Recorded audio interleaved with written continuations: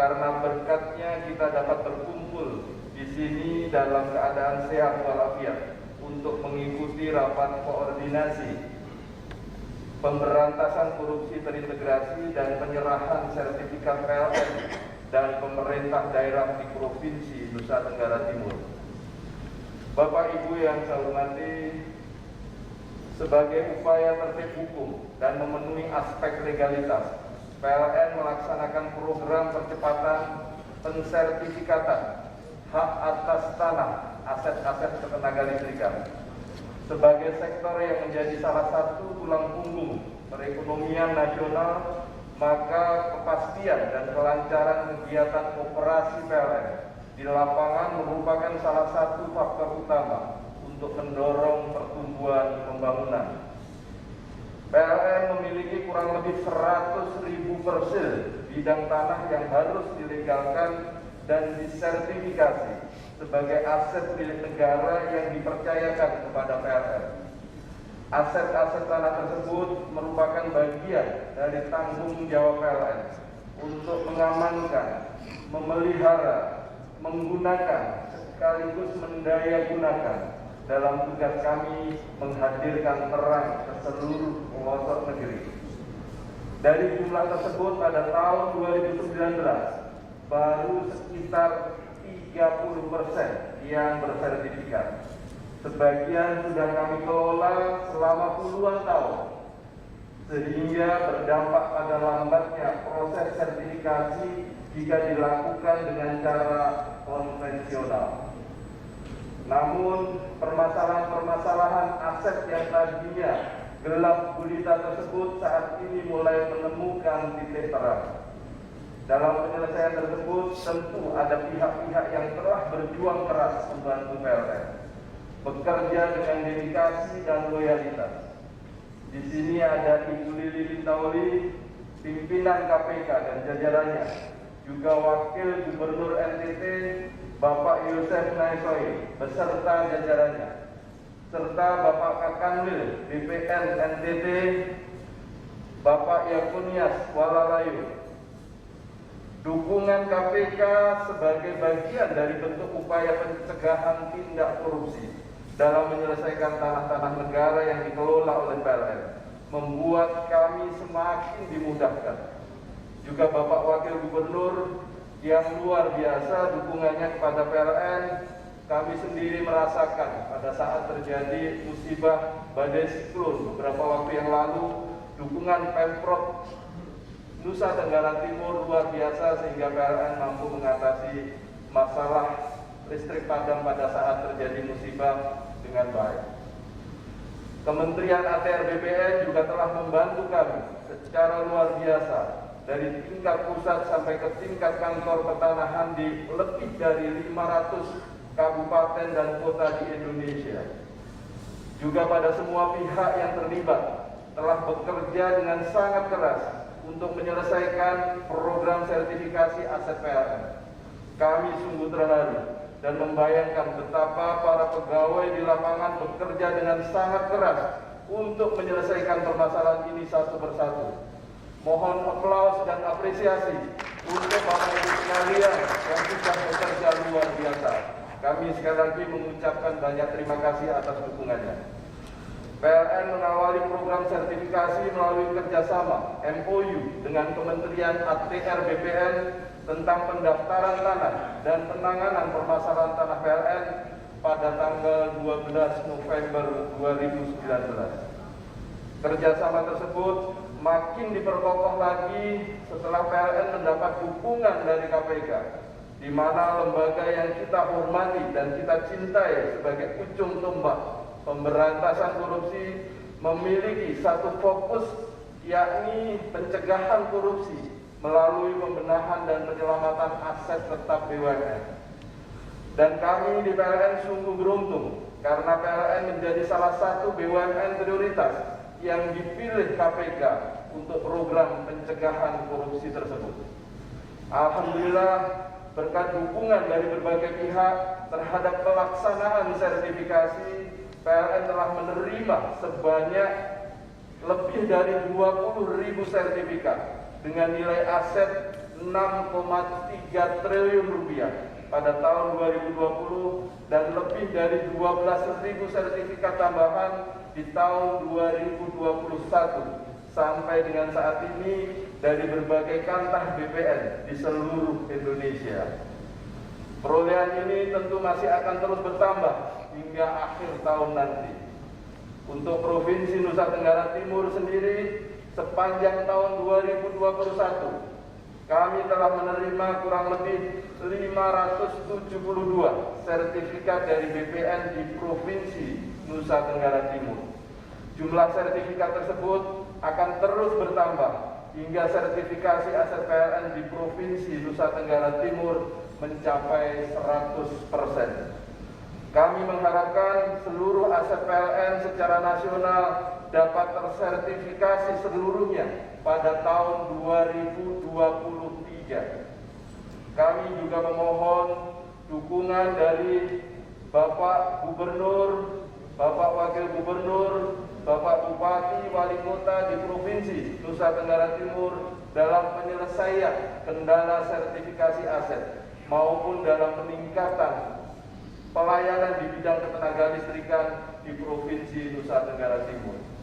Akhir kata, kami kembali ucapkan terima kasih kepada Komisi Pemberantasan Korupsi, kepada segenap pejabat pemerintah daerah Provinsi Nusa Tenggara Timur, kepada Kanwil BPN, pimpinan Kejaksaan Tinggi, Kepolisian Daerah, lembaga yang tergabung dalam Forkopimda, dan seluruh lembaga negara yang hadir pada momen ini atas segala perhatian dan dukungannya yang diberikan kepada PLN. Wabillahi taufiq wal hidayah. Wassalamualaikum warahmatullahi wabarakatuh. Selamat siang, terima kasih.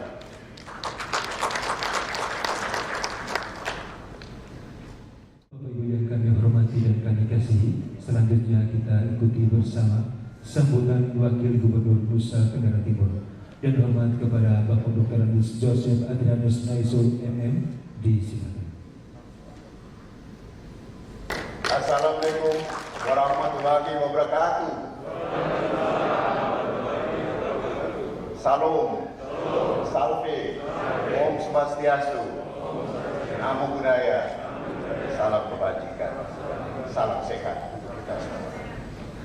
Yang saya hormati, saya banggakan, Wakil Ketua KPK Republik Indonesia, Ibu Lili Piantauli Siregar, selamat roh Horas, mau datang odang sudah datang ke Nusa Tenggara Timur.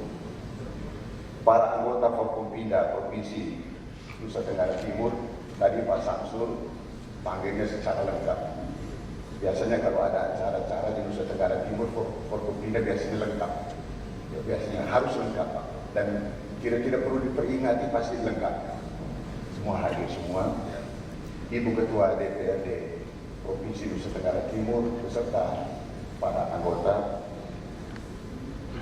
Direktur PLN Pak Samsul beserta jajarannya, baik dari pusat maupun dari Provinsi Nusa Tenggara Timur, Wali Kota Kupang, dan para Bupati se-Nusa Tenggara Timur beserta Sekretaris Daerah dan Inspektor Kabupaten Kota.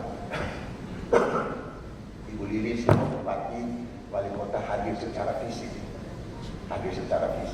Dan saya jelaskan sebentar mengapa hadir secara fisik. Bukan karena takut KPK, tidak. Nanti saya jelaskan.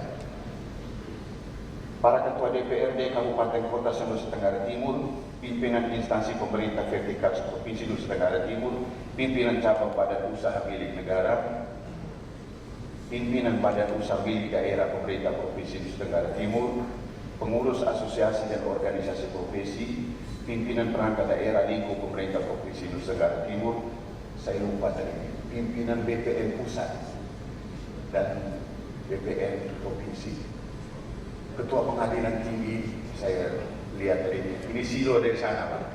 Ini baru hijrah dari Jawa Timur ke Nusa Tenggara Timur, sama-sama Timur. Para pejabat sipil, TNI Polri, tokoh agama, tokoh masyarakat, tokoh pemuda dan tokoh perempuan, segenap insan pers dan media massa, singkatnya Bapak Ibu umat beriman yang saya kasihi. Pertama-tama Marilah kita tahan di hatinya, tundukkan kepala kita, tengadahkan hati kita dan tangan kita ke hadirat Allah Subhanahu wa Ta'ala, Tuhan yang Maha Kuasa. Karena berkat dan ridhonya, maka pagi sampai siang hari ini kita dapat melaksanakan hadir di sini untuk melaksanakan rapat koordinasi program pemberantasan korupsi terintegrasi dengan kepala daerah seprovinsi Nusa Tenggara Timur 2021. Bapak Ibu, saya teringat pada tahun 1999 pada saat kami membahas ketetapan MPR nomor 11 tahun 1999. Pada saat itu lahirlah gagasan dibutuhkan suatu lembaga untuk melakukan pencegahan terhadap korupsi. Alasan macam-macam pada saat itu. Ada alasan bersifat religius, ada alasan bersifat konkret, dan alasan bersifat institusi. Dari alasan rohani, agama, kita tahu, saya meminjam dari bagi teman-teman saya beragama Muslim, di dalam diri manusia ada 4 nafsu. Ada nafsu amarah, nafsu lawamah, nafsu safiyah, dan nafsu mutmainnah.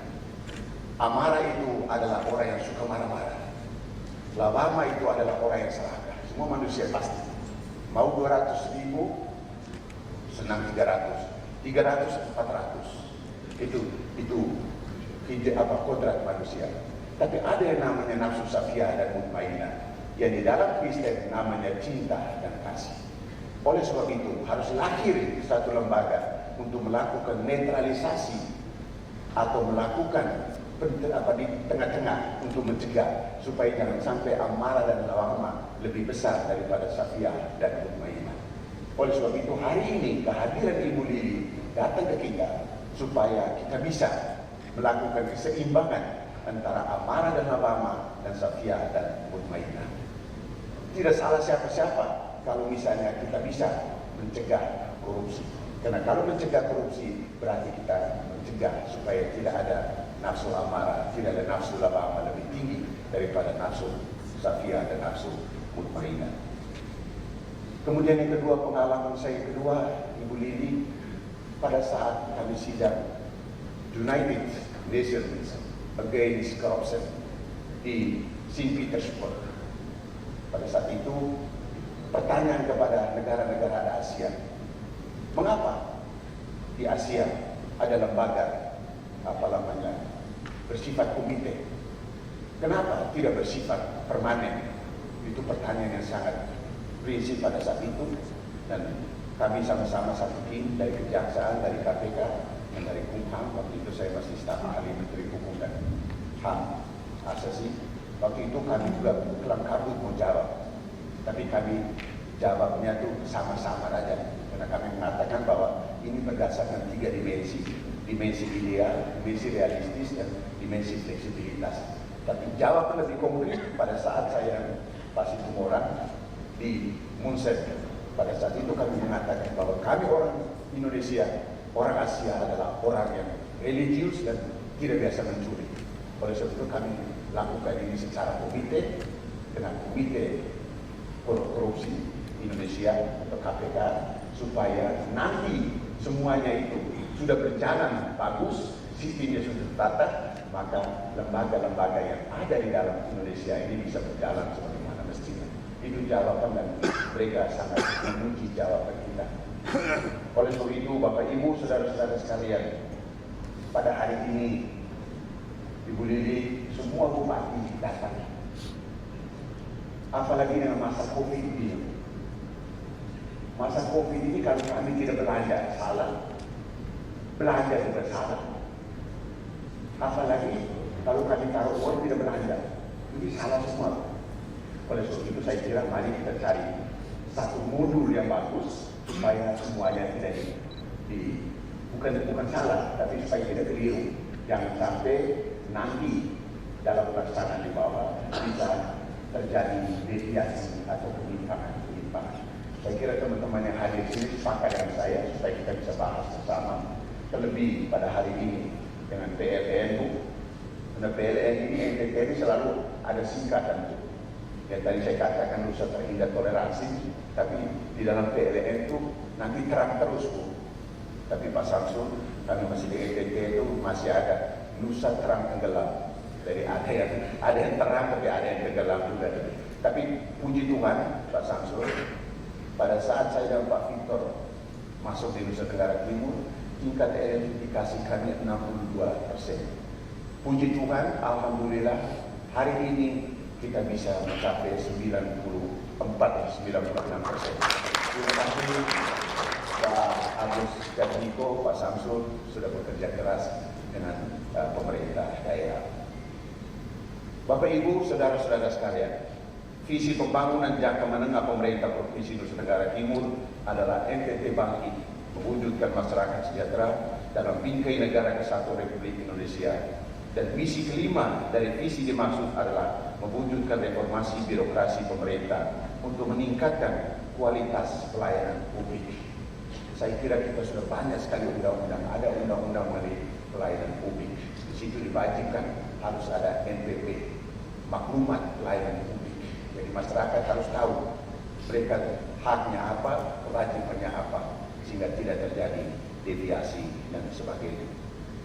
Bapak Ibu, saudara-saudara sekalian, visi kelima ini maksud untuk memperkuat reformasi birokrasi dalam penyelenggaraan tata kelola pemerintah yang baik, yaitu efektif, bersih, jujur, transparan, inovatif, dan akuntabel yang didukung oleh sumber daya aparatur yang profesional dan sistem kelembagaan yang efisien dengan memanfaatkan teknologi informasi. Birokrasi dan aparat dituntut bekerja dengan profesional dan berorientasi pada hasil serta memberikan manfaat pembangunan sebesar-besarnya bagi masyarakat Nusa Tenggara Timur. Sedangkan tujuan misi kelima ini adalah mewujudkan birokrasi profesional dengan karakteristik adaptif, berintegritas, berkinerja tinggi, bebas, dan bersih dari KKN. Kenyataan di atas membuktikan adanya komitmen yang tinggi dari pemerintah Provinsi Nusa Tenggara Timur untuk melaksanakan pencegahan korupsi di lingkup pemerintah provinsi dan kabupaten kota se-Nusa Tenggara Timur. Hadirin yang saya hormati, dalam penyelenggaraan program pencegahan korupsi di Nusa Tenggara Timur, pemerintah Provinsi Nusa Tenggara Timur telah melaksanakan berbagai upaya untuk mengoptimalkan pencapaian sasaran aksi pencegahan korupsi. Berbagai upaya telah dilaksanakan antara lain menetapkan aksi pencegahan korupsi yang menjadi dasar hukum bagi perangkat daerah bertanggungjawabkan aksi untuk mengalokasikan kegiatan dan anggaran pencegahan korupsi. Kedua, menetapkan penanggung jawab aksi pencegahan korupsi. Yang ketiga, menegaskan penanggung jawab aksi untuk menetapkan waktu pelaksanaan dan menuangkan dalam berita acara kesepakatan aksi. Keempat, pendampingan aktif atas pelaksanaan aksi oleh perangkat daerah dan pemerintah kabupaten kota se-Nusa Tenggara Timur dalam pelaksanaan aksi. Kelima, untuk memfasilitasi pelaporan dan informasi pelaksanaan aksi, maka pemerintah Provinsi Nusa Tenggara Timur pun telah berinovasi dengan mempersiapkan sarana informasi sebagai media pelaporan aksi pencegahan korupsi. Dengan berbagai upaya dan strategi ini diharapkan aksi pencegahan korupsi dapat dilaksanakan secara optimal oleh pemerintah daerah. Hadirin yang saya hormati, berbagai capaian dalam pencegahan korupsi telah diperoleh pada area perencanaan dan penganggaran, antara lain dengan penggunaan aplikasi Sistem Informasi Pemerintah Daerah atau SIPD yang memudahkan untuk menjaga konsisten dalam perencanaan dan pencapaian usulan masyarakat dan musrenbang, pokok-pokok pikiran DPRD, dan serta usulan perangkat daerah. Pada sektor pengadaan barang dan jasa, pemerintah Provinsi Nusa Tenggara Timur telah membentuk Biro Pengadaan Barang dan Jasa sebagai unit kerja pengadaan barang dan jasa atau UKPBJ struktural yang menyelenggarakan seluruh aktivitas pengadaan barang dan jasa yang diperkuat dengan Pokja mandiri dan permanen yang bekerja melaksanakan proses pengadaan barang dan jasa secara profesional dan berdasarkan kode etik yang ditetapkan. Upaya yang sudah dilakukan yaitu sertifikasi bagi anggota Pokja dan impasing ke jabatan fungsional. Capaian aksi pencegahan Di sektor perizinan, saat ini seluruh kewenangan pemberian izin oleh gubernur telah didelegasikan ke pelayanan terpadu satu pintu atau PTSP dan didukung oleh aplikasi online, SOP serta kode etik untuk menjaga integritas perizinan. Demikian juga terkait rekomendasi teknis oleh perangkat daerah telah difasilitasi oleh PTSP sehingga pemohon izin tidak perlu berhubungan dengan perangkat daerah. Capaian-capaian di sektor pengawasan dan manajemen ASN antara lain pemenuhan jabatan fungsional API yang memiliki sertifikat kompetensi serta pemenuhan anggaran pengawasan, implementasi sistem penilaian kinerja online yang diintegrasikan dengan absensi elektronik sebagai dasar pembayaran tunjangan perbaikan penghasilan atau TPP. Peningkatan kepatuhan pelaporan LHKPN dan LHKASN dan pola rekrutmen, promosi, rotasi dan mutasi serta pemberhentian pejabat ASN yang sesuai dengan ketentuan dan peraturan perundang-undangan yang berlaku. Beberapa upaya sampai dengan dilaksanakan pada sektor pendapatan dan manajemen aset antara lain inovasi dalam rangka mendorong optimalisasi penerimaan melalui penyediaan mobil dan motor samsat keliling serta pemutahiran database pajak untuk mendapatkan data real potensi pajak kendaraan bermotor dan upaya penertiban dan sertifikasi aset tanah benda dalam rangka pengamanan. Capaian aksi pencegahan korupsi dan oleh pemerintah Provinsi Nusa Tenggara Timur tahun 2020 digambarkan dalam nilai capaian hasil verifikasi sebesar dengan mendapat nilai 78,75%, di mana pemerintah Provinsi Nusa Tenggara Timur dapat melaksanakan 93 subaksi dari 103 subaksi yang ditetapkan.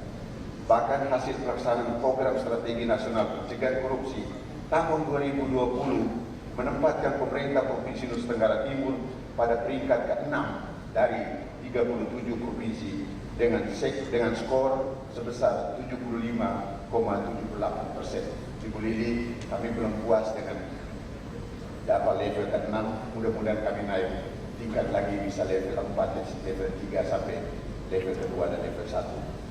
Hadirin yang saya hormati, di samping capaian-capaian tersebut, pada masa pandemi COVID-19 mengharuskan pemerintah daerah untuk merefocusing kegiatan dari alokasi APBD untuk penanganannya, sehingga berbagai kegiatan tidak dapat dilaksanakan secara optimal, di samping berbagai kendala teknis lainnya yang perlu didiskusikan dalam rapat koordinasi ini. Selanjutnya, diharapkan rapat koordinasi ini dapat memberikan manfaat bagi kita sekalian dalam rangka peningkatan dan optimalisasi pencegahan korupsi di Provinsi Nusa Tenggara Timur. Hadirin yang saya hormati, demikianlah yang dapat saya sampaikan pada kesempatan ini. Akhir kata, selamat mengikuti kegiatan rapat koordinasi program pemberantasan korupsi terintegrasi dengan Kepala Daerah Provinsi Nusa Tenggara Timur tahun 2021. Semoga Tuhan Yang Maha Kuasa senantiasa menyertai karya dan pelayanan kita untuk mewujudkan NTT bangkit menuju masyarakat sejahtera dalam bingkai negara kesatuan Republik Indonesia. Sekian, terima kasih. Wallahu muwaffiq ila aqwamit. Wassalamualaikum warahmatullahi wabarakatuh. Salam, salve, Om Santi Santi Santi Om, Namo Buddhaya, salam kebajikan, salam sehat. Sekian, terima kasih.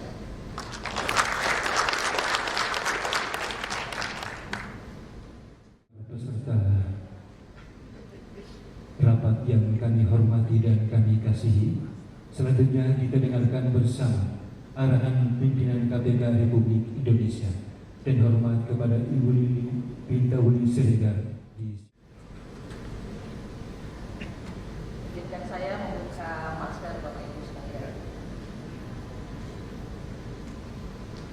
Assalamualaikum warahmatullahi wabarakatuh. Selamat pagi, salam sejahtera bagi kita semua.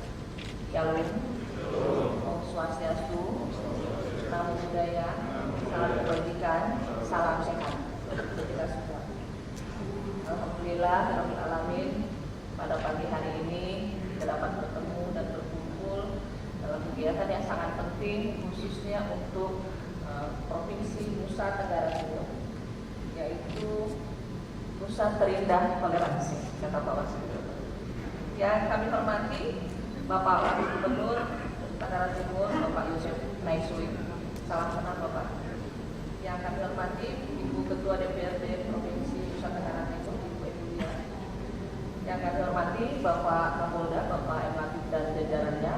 Yang kami hormati juga Bapak Hadiati, Bapak Indianto dan jajaran. Yang kami hormati Bapak Andre. Yang kami hormati Bapak dari Dewan Direksi PLN yang hari ini diwakili oleh Bapak Samudra beserta jajaran. Yang kami hormati juga Bapak Ibu dari BPN Pusat dan BPN seluruh Nusa Tenggara Timur. Yang kami hormati juga Bapak Sekda Provinsi NTT dan seluruh Sekda Kabupaten Kota se-Nusa Tenggara Timur. Yang kami hormati juga Bapak Ibu Wali Kota, Bupati dan seluruh jajaran yang hadir pada pagi hari ini. Dan alhamdulillah kita dapat bertemu langsung karena tadi kata Pak Wakil Gubernur bahwa kita sudah semua mudah-mudahan dalam keadaan sehat sehingga kita bisa bertemu pada pagi hari ini. Bapak Ibu yang kami hormati, bahwa kegiatan pada pagi hari ini adalah memang kegiatan dari program pencegahan yang hari ini kami juga datang bersama dengan Pak Yudiawan sebagai koordinator Deputi Koordinator dan Supervisi. Dan kemudian kita juga akan melakukan kegiatan bersama-sama sampai esok hari dan lusa. Bahwa pada pagi hari ini kami ingin menyampaikan tentang bagaimana efektivitas terhadap pencegahan dan pemberantasan tindak pidana korupsi. Kita tahu bahwa selama ini kita mencoba melakukan program dengan kegiatan penindakan, mengedepankan penindakan, tapi kemudian dengan mengacu pada Undang-Undang 19 2019, kita kemudian merubah pola, di mana kemudian kita mengedepankan program pencegahan, sebagaimana juga dengan sejalan dan seiring dengan program dari pemerintah, sebagaimana tadi disampaikan oleh Bapak Wakil Gubernur dengan Strategi Nasional Pencegahan Tindak Pidana Korupsi. Kami di KPK telah membuat kegiatan program dengan trisula untuk 2021-2020 sampai 2045 ke depan. Kita akan memberikan arahan dan kemudian pendampingan serta menjadi masukan bagi seluruh kepala daerah, baik dari nasional dan kemudian pusat, serta kemudian untuk wilayah-wilayah, bagaimana program trisula bisa berjalan. Teramat tentu dengan berhubungan melakukan pendidikan. Pendidikan anti korupsi kita ini memang menyasar secara individu dari tingkat 0 usia, dari tingkat PAUD sampai kemudian pada tingkat usia tinggi. Kalau kemudian di dalam agama Islam dikatakan bahwa menuntut ilmu dari goyang sampai ke liang lahat, ini programnya sama. Karena memang ini program untuk jangka panjang agar Indonesia kemudian bebas dari tindak pidana korupsi. Pendidikan ini kemudian kita meminta agar semua orang-orang yang telah mendapatkan pengetahuan, mendapatkan pendidikan, itu diharapkan punya pemahaman tentang bahayanya tindak pidana korupsi, bagaimana kemudian dia tidak mau melakukan perbuatan tindak pidana korupsi tersebut. Dan kemudian jika ternyata secara pribadi telah memahami, telah mengetahui dan menghindarkan, maka kemudian program berikut adalah melakukan program pencegahan tindak pidana korupsi. Tadi Pak Wakil Gubernur menyebutkan telah begitu banyak sistem digital yang dibangun untuk menghindari adanya kebocoran-kebocoran. Bahwa kemudian memang melakukan perbaikan sistem ini sangat perlu. Dan dilakukan evaluasi, dilakukan aturan-aturan yang ada dengan semua perangkat yang ada, agar kemudian menutup celah-celah agar orang tidak bisa melakukan tindak pidana korupsi. Kalau kemudian tadi Pak Wakil Gubernur menyebutkan bahwa masyarakat itu mendapatkan manfaat layanan dari digitalisasi dengan membangun PTSP, pembangunan terpadu satu pintu, mudah-mudahan dinilai tidak banyak Pak. Jadi pintunya satu, dinilai ditutup. Jadi memang masyarakat benar-benar merasakan manfaat yang digunakan oleh pemerintah. Dan kemudian tentu saja dari program pencegahan ini kita meminimalisir adanya kebocoran-kebocoran, kita membangun sistem, kita melakukan evaluasi. Lalu yang terakhir, kalau ternyata orang melakukan coba-coba untuk melakukan perbuatan korupsi, tentu KPK akan melakukan tindakan tegas. Tentu saja bersama dengan aparat penegak hukum lain, di sini ada Pak Hadiati, Pak Kapolda dan jajaran juga Pak Ketua Pengadilan Tinggi. Mohon maaf Pak, belum tersebut tadi, mohon maaf saya. Nah, dan kemudian tentu kegiatan yang dilakukan oleh KPK tidak lepas daripada dengan tugas dan kewenangan KPK sebagaimana diatur di Pasal 6 Undang-Undang 19 tahun 2019. Jadi ada beberapa tugas dan kewenangan KPK yang mungkin Bapak Ibu seluruhnya tentu sudah bertemu dengan teman-teman dari Korsup teman-teman dari pendidikan peran serta masyarakat, teman-teman dari pencegahan dan monitoring, dan teman-teman dari penindakan. Sehingga mungkin pengetahuan yang berhubungan dengan tugas dan kewenangan KPK yang hari ini juga saya kebetulan untuk pertama sekali datang ke NTT dalam program kegiatan pencegahan tindak pidana korupsi ini mencoba mengingatkan dan mengulang kembali. Dan kegiatan-kegiatan yang hari ini adalah kita lakukan dengan program bagaimana meminimalisir terjadinya tindak pidana korupsi dengan melakukan pencegahan, melakukan koordinasi, dan melakukan monitoring dalam kegiatan-kegiatan bidang tersebut. Nah, tentu saja kegiatan KPK ini karena KPK berada di pusat tentu tidak bisa bekerja sendiri, melakukan dengan koordinasi. Karena peran KPK tentu adalah merupakan trigger mekanisme. Sehingga apa tadi kata Pak Wakil Gubernur ketika ada pertemuan dengan internasional, tentu adalah kalau semua aparat penegak hukum telah berjalan dengan profesional, telah dipahami dan kemudian dipercaya dengan masyarakat yang luar biasa, apalagi kita melihat Kejati dan Polri juga sekarang semakin lebih baik, tentu lembaga-lembaga seperti ini akan menjadi bubar dengan sendirinya. Sehingga kemudian tentu kita harapkan kolaborasi ini bisa berjalan. Nah, lokus program pemberantasan tindak pidana korupsi yang terintegrasi ini tentu mengawaki seluruh provinsi, kabupaten, kota, dan kemudian kementerian dan lembaga. Nah, kalau hari ini kita bersama dengan Pak Yudiawan, ini beliau mengawaki wilayah 5, ada Bali, NTB, Maluku Utara, Papua, dan juga NTT, serta Maluku dan Papua Barat. Jadi hari ini Pak Yudiawan mengawaki khusus datang ke NTT. Tentu saja ini menjadi catatan kita. Kenapa? Kalau dari 34 provinsi ada 27 wilayah itu mengalami terjadinya tindak pidana korupsi, ini menjadi catatan penting bagi kita bersama. Bagaimana kemudian masyarakat bisa mendapatkan kesejahteraan sebagaimana diamanatkan oleh pembukaan Undang-Undang Dasar 1945 khususnya di alinea keempat itu terwujud. Kalau ternyata ada hampir 2/3 dari provinsi, kabupaten, kota yang ada ini terkena dengan tindak pidana korupsi. Dan kalau kita melihat misalnya khusus di NTT memang sangat minim. Jadi bukan soal urutan ke berapa, tetapi kemudian bagaimana kemudian di tangan Bapak Ibu seluruh mengambil keputusan khususnya Nusa Tenggara Timur ini bisa menolkan tentang kasus-kasus tindak pidana korupsi untuk tahun-tahun berikutnya. Nah, tentu pertanyaan berikutnya adalah siapa sebetulnya musuh kepala daerah? Tentu pertama diri kita sendiri. Sebagai pemimpin yang punya kewenangan, yang punya tanggung jawab, yang punya program yang bisa mengedepankan apapun. Dan tentu saja ini kita harus mendorong hal-hal yang baik. Jadi tadi sifat-sifat serakah dihilangkan ya Pak Wakil, sifat emosional dihilangkan, tapi ada cinta kasih dan juga memikirkan kesejahteraan. Karena apa? Karena ini menjadi ladang pahala bagi kita kelak di hari akhirat nanti. Dan kemudian tentu saja musuh kepala daerah adalah orang-orang yang membonceng para pelaku koruptor, kemudian orang-orang yang menumpang. Mulai dari kegiatan-kegiatan pilkada kita mengetahui seluruhnya. Tetapi kemudian bagaimana kita tidak dimanfaatkan untuk melakukan perbuatan-perbuatan pelanggaran. Nah Bapak Ibu, tentu kita bisa melihat bagaimana tentang mewujudkan tujuan negara di daerah. Tadi saya katakan bahwa di Undang-Undang Pembukaan Undang-Undang 1945 di alinea keempat itu memang menyebutkan bagaimana kemudian Indonesia bisa melakukan melindungi segenap bangsa Indonesia, seluruh kepala daerah Indonesia, ikut memajukan kesejahteraan umum, mencerdaskan kehidupan bangsa, dan juga ikut melaksanakan ketertiban dunia yang berdasarkan pada kemerdekaan, perdamaian abadi, dan keadilan sosial. Dan tentu saja kita bisa melihat di pasal 17 bahwa daerah itu berhak untuk menetapkan kebijakan daerahnya, tentu saja dalam hal urusan menyelenggarakan itu menjadi kewenangan untuk pemerintah daerahnya. Tentu saja ini harus mengacu dan berpedoman kepada norma-norma yang berlaku, pada standar prosedur dan juga tentu saja kriteria yang telah ditetapkan oleh pemerintah pusat. Kita tahu tentu saja bagaimana arah kebijakan otonomi daerah. Kalau kita melihat bahwa ternyata otonomi daerah adalah wujud dari mengejawantahkan tentang Pancasila, khususnya di sila 5, keadilan sosial bagi seluruh rakyat Indonesia. Nah, kalau kemudian kita berpikir tentang percepatan kesejahteraan rakyat, tentu saja kita melihat soal bagaimana mengefisienkan dan kemudian mengefektifkan antara masyarakat dan pemerintah. Sehingga hubungan ini bisa kita atur, bisa kita tata dengan baik.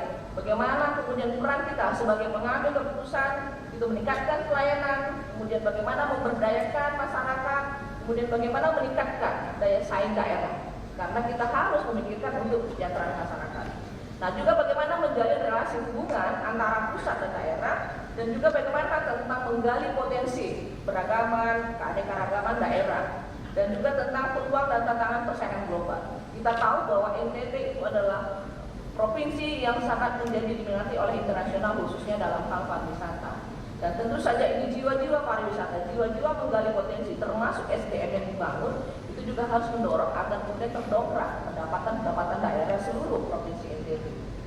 Bapak Ibu, kemarin saya sudah tiba di NTT di Kupang. Nah, tapi karena kemudian kita belum bisa masuk hotel, saya berinisiatif untuk melihat perbatasan. Karena dulu saya pernah perbatasan di 2008 atau 2009. Tapi kemarin ketika saya mencoba perbatasan, saya sangat kagum bahwa inilah Indonesia. Walaupun kita tidak bisa masuk sampai ke zona yang zero, tapi saya dengan pintu perbatasan itu telah melihat begitu banyak perubahan yang terjadi setelah sekian tahun. Saya bisa merasakan bahwa luar biasa ternyata ada peran serta pemerintah daerah dan orang-orang yang menjaga kemarin begitu profesional. Saya bilang bagaimana kondisi dengan pandemi COVID, ya Ibu, ini memang kita agak lemah, tetapi kemudian beberapa waktu kita sudah menjadi mengetatkan antara keluar masuk orang-orang dari Timor Leste dan Indonesia juga sebaliknya. Dan saya kemarin merasa terenyuh karena kemudian kesungguhan masyarakat di sana untuk membangun Atambua yang luar biasa. Atambua sudah sangat hebat saya lihat, karena pada saat itu 2010 saya ke Atambua, saya masih melihat hal yang begitu jauh. Tapi kemarin saya lihat begitu sangat berkembangnya dengan jalan yang bagus, dengan masyarakatnya, perkembangan ekonomi dan seterusnya. Dan saya belum jalan-jalan melihat beberapa wilayah lain, Pak. Tapi kemudian ketika saya ngobrol dengan masyarakat, Pak Gubernur dan mungkin Pak Gubernur serta Bapak Ibu yang berada dari Atambua, ini mungkin salah satu sampel. Mereka katakan bahwa mengurus semua kebutuhan berhubungan dengan KTP, dengan KK, dengan SIM sangat gampang. Oh, sangat gampang Ibu. Sudah tidak ada kesulitan, kita bisa langsung lewat handphone. Apalagi misalnya mengurus perpanjangan pajak kendaraan sudah sangat gampang lewat handphone. Berarti saya merasakan bahwa ternyata pemerintah daerah sudah benar-benar bersungguh-sungguh untuk memikirkan bagaimana masyarakat dan daerahnya bisa maju. Bapak Ibu, tentu saja tujuan dan tugas KPK bisa dilihat bahwa tugas KPK itu tentu sebagaimana saya katakan di awal, dalam hal pencegahan, koordinasi, monitoring, melakukan supervisi, melakukan penindakan, melakukan eksekusi dan seterusnya. Dan kemudian bagaimana tujuan KPK itu tentu saja kalau diatur dalam bab 1 di pasal 1 itu menyebutkan KPK adalah lembaga negara yang dibentuk dengan tujuan untuk meningkatkan daya guna dan hasil guna terhadap upaya pemberantasan tindak pidana korupsi. Nah, ini slide yang menunjukkan bagaimana melindungi keuangan publik, bagaimana melindungi hak sosial, politik, kemudian bagaimana tentang keamanan dan keselamatan negara.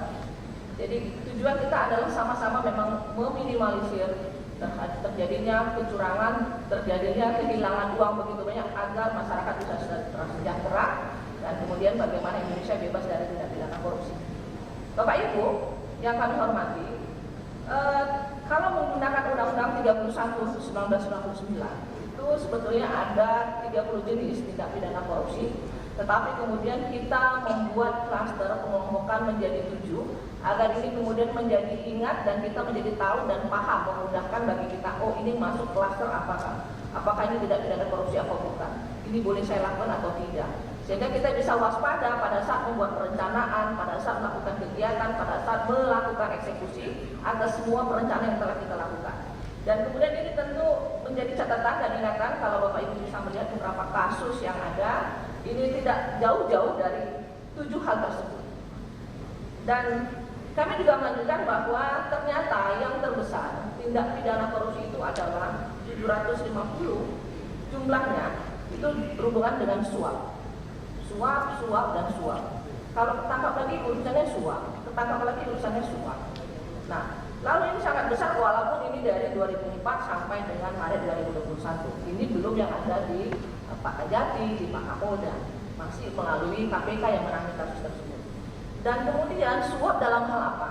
Nah, tadi Pak Wakil Gubernur sebutkan sudah ada pembentukan orang-orang organ-organ yang permanen, yang independen, yang punya sertifikat tentang pengadaan barang dan jasa (KPBJ). Tapi kemudian ternyata dalam pengadaan barang dan jasa ini kasusnya terbesar 240. Nah, memang untuk seluruh Indonesia, jadi bukan khusus di NTT Bapak Ibu. Jadi kita bisa melihat bagaimana daerah-daerah kita dengan catatan tadi 27 dari 34 provinsi itu mengalami tindak pidana korupsi, tetapi juga dengan hal yang terbesar. Lalu berikutnya adalah tentang bagaimana penyalahgunaan anggaran, adanya tindak pidana pencucian uang, lalu kemudian adanya pungutan yang tidak pantas dan tidak wajar, lalu bagaimana pengurusan perizinan, dan juga hal yang terakhir adalah merintangi proses pemerintahan oleh KPK. Nah, kalau kita melihat kemudian bagaimana sangat banyaknya sejumlah kepala daerah, 152 orang kepala daerah itu adalah pelaku tindak pidana korupsi. Jadi begitu minim, sehingga posisi ketika kita mau mengikuti pilkada ini harus diwaspadai. Kalau kemudian kita masuk baru 3 bulan sudah tertangkap, betapa sedihnya. Apalagi kemudian dianggap oleh masyarakat kita sudah sangat baik selama ini, tapi karena tergelincir mungkin saja tidak mengetahui atau kemudian tidak bisa keluar dari jeratan-jeratan tersebut. Ini yang membuat kemudian kepala daerah terbelenggu dan akhirnya menjadi tersangka dengan menggunakan iurannya. Nah, Bapak Ibu, ternyata profesi yang terbanyak itu adalah dari unsur swasta. Jadi dari unsur swasta yang terbanyak. Yang kedua itu dari unsur Bapak Ibu yang berada di legislatif. Jadi ini catatannya sangat banyak. Lalu ada kita yang berada pada eselon 1, eselon 2, dan eselon 3. Dan seterusnya, lalu ada wali kota, ada bupati, ada gubernur, ada hakim, ada pengacara, ada jaksa, dan seterusnya. Dan kita hanya melihat bahwa karena hari ini kita melakukan rapat koordinasi khusus kepala daerah, ini menjadi catatan dengan 150 orang kepala daerah ini. Tentu ini menjadi warning bagi Bapak Ibu sebagai penyelenggara di wilayah masing-masing. Nah, ini beberapa contoh kasus yang mungkin Bapak Ibu bisa melihatnya tentang modus kepala daerah yang tidak jauh dari suap, dari gratifikasi berhubungan dengan pengurusan perizinan, kemudian bagaimana dengan jual beli jabatan yang baru saja duduk sudah langsung mulai jual beli jabatan. Mulai dari tingkat kepala desa, camat, kadis, sekda, lalu kemudian beberapa kepala badan. Dan itu dihitung dengan per 6 bulan pergantian atau mau permanen berapa. Dan itu sudah punya nilai-nilai pasaran. Nah, ini yang menjadi catatan sehingga ini KPK bisa melihat beberapa contoh kasus, Bapak Ibu. Lalu kemudian ada beberapa orang juga ini tentu unsurnya dengan pihak swasta. Kalau kemudian kita bisa melihat tentang jual beli jabatan, ini ternyata uang yang terhimpun luar biasa. Ada 35 triliun hasil jual beli jabatan. Jika dikumpul, betapa ruginya negara. Kalau itu bisa saja untuk membangun satu NTT, saya pikir ini luar biasa sejahteranya masyarakat yang ada di NTT. Ini masih di NTT, maksud saya, kalau 35 triliun untuk seluruh Indonesia. Bisa kita bayangkan ini bisa dialokasikan untuk kesejahteraan masyarakat.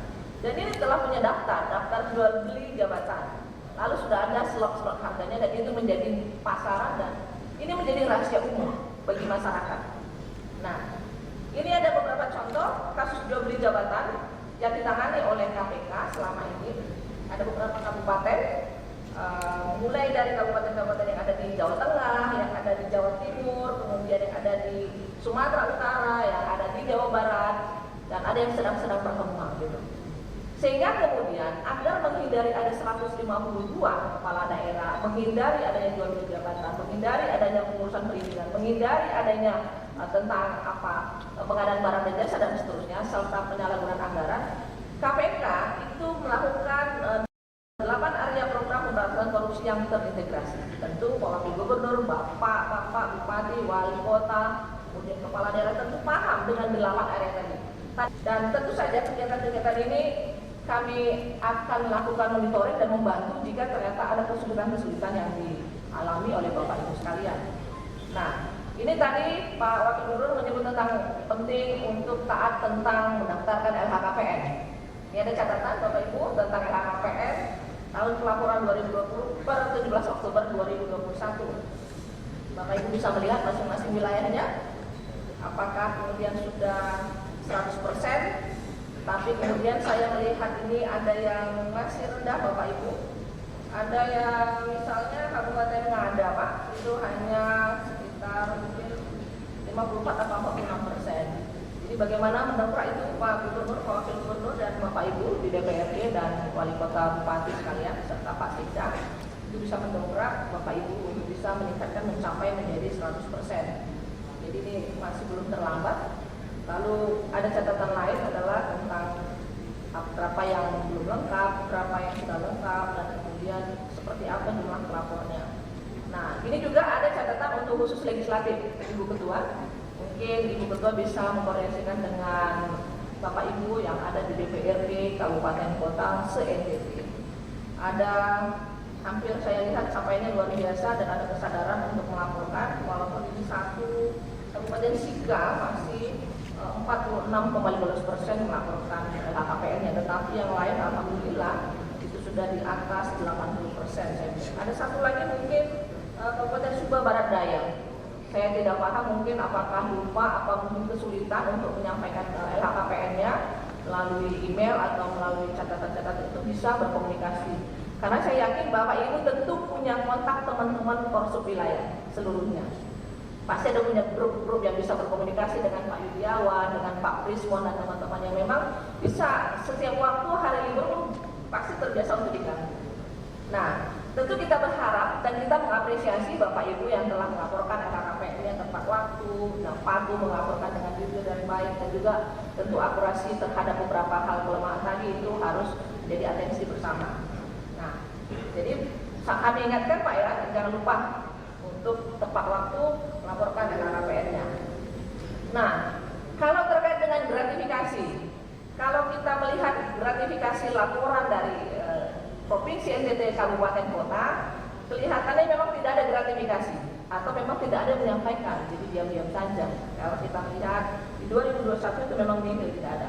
Kalau ada kesadaran antara pelaku usaha, masyarakat, penyelenggara itu sudah sama-sama tidak lagi memberikan sesuatu karena sudah tradisi, misalnya itu tidak memberikan lalu tidak mencatatkan, setidaknya ini ada kenyamanan bagi masyarakat. Tidak merasa risih untuk saya tidak enak karena harus berterima kasih, tidak demikian.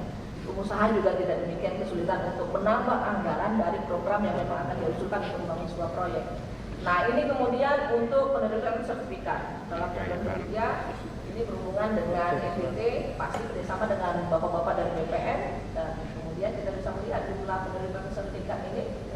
Lalu ada nilai-nilai yang sangat besar, dan tentu saja kami KPK mengapresiasi khususnya Kementerian ATK BPN yang telah bekerjasama dengan KPK, dengan seluruh pemerintah provinsi, kabupaten, kota, kakan yang ada yang luar biasa juga, sampai bagaimana petugas lapangan pengukuran itu memang berkurang, sangat kurang, sehingga BPN mungkin mengambil apa ya tenaga lapangan yang memang harus mengejar, karena target Presiden kita itu memang bagaimana ini ke depan 2025 itu dapat ada 1 juta sertifikat. Tentu kita harus mendorong, apalagi ini juga masuk dalam program SPK. Dan juga kita apresiasi juga dengan PLN, Pak Abdullah tadi menyebutkan sudah sangat banyak, ada punya potensi menyelamatkan kerugian keuangan negara dengan triliunan, dan itu sangat baik jika ternyata ini bisa menjadi penyemangat bagi pemerintah untuk membangun wilayah-wilayah. Nah, lalu ada integrasi house-to-house-nya dari HTP, BPN dengan Pemda NTT, ini Bapak Ibu bisa melihat baru 10 Pemda yang terkoneksi dengan BPN. Nah, ini menjadi PR kembali Bapak Ibu di Pemda mana yang belum. Kita tidak usah menyebut, tetapi Bapak Ibu bisa melihat di peta, jadi catatan. Itu pulang kembali ke tempat daerah pemimpinnya, mari rapat dan katakan bahwa bagaimana meningkatkan ini. Karena KPK terus mencatat.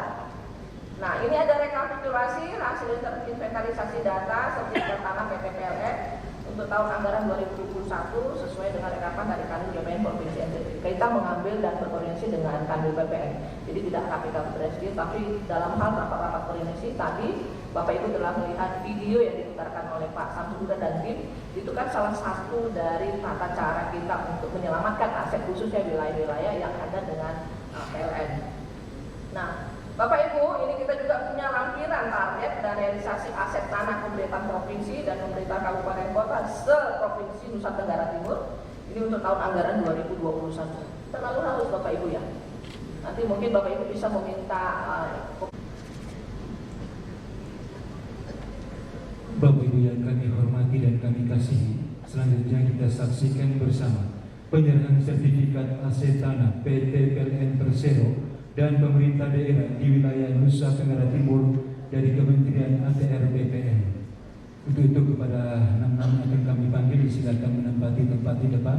Yang pertama dari pemerintah Provinsi Nusa Tenggara Timur akan diwakili oleh pelaksana tugas asisten 1 bidang pemerintahan dan Kesra, kami silakan. 2. PT PLN Persero UIT. 3. Pemerintah daerah Kabupaten Timur Tengah Utara. 4. Pemerintah daerah Kabupaten Belu. 5. Kabupaten Alor. 6. Kabupaten Sika. 7. Kabupaten Ngada. 8. Kabupaten Sumba Timur. 9. Kabupaten Lembata. Dan 10. Kabupaten Manggarai Timur.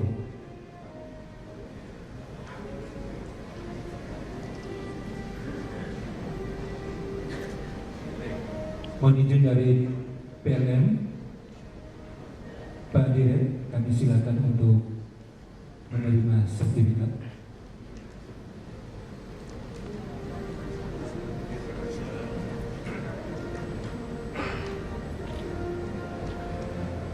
Mohon yang hormat Kepala Kantor Wilayah Badan Pertanian Nasional Provinsi Nusa Tenggara Timur untuk menyerahkan sertifikat AC tanah PT PLN dan Pemda.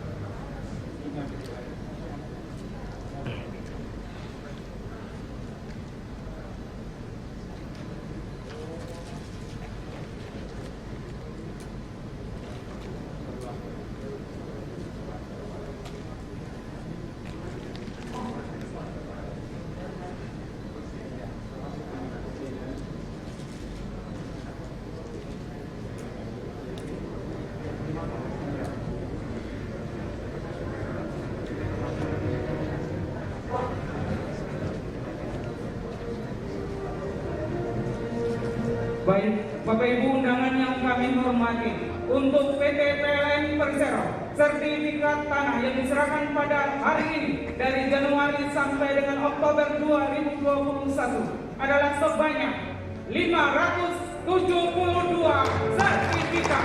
Kita berikan aplaus kepada Bapak Ibu dari ATN BPN se-Provinsi Nusa Tenggara Timur.